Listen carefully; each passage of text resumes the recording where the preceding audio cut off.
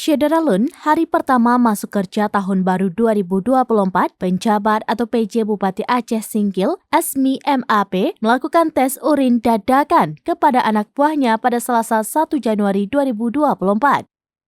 Tes urin dadakan digelar di salah satu ruangan yang ada di kantor Bupati di kawasan Pulau Saro, Singkil. Tes urin diikuti semua pejabat eselon 2 dan eselon 3. Sebelum tes urin, PJ Bupati Aceh Singkil, Asmi, terlebih dahulu apelkan anak buahnya di halaman kantor Bupati. Selesai upacara, selanjutnya semua pejabat eselon 2 dan 3 dikumpulkan di aula kantor Bupati yang ada di lantai 2. Setelah itu, satu persatu pejabat dipanggil untuk mengikuti tes urin.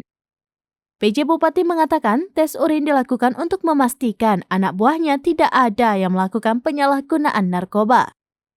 Hal itu berkaca dari maraknya penyalahgunaan narkoba yang terjadi di tengah masyarakat.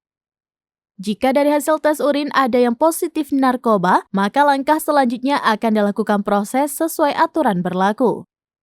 Pada bagian lain, Asmi menegaskan tes urin tidak hanya berlaku bagi pejabat eselon 2 dan 3, tetapi berlaku bagi semua pegawai aparatur sipil negara di lingkup Pemkab Aceh Singkil. Sementara itu, pejabat Aceh Singkil begitu mendapat perintah melakukan tes urin, satu persatu masuk ke ruang khusus yang disediakan. Dari Aceh Singkil, Dede Rosadi, serambinews.com.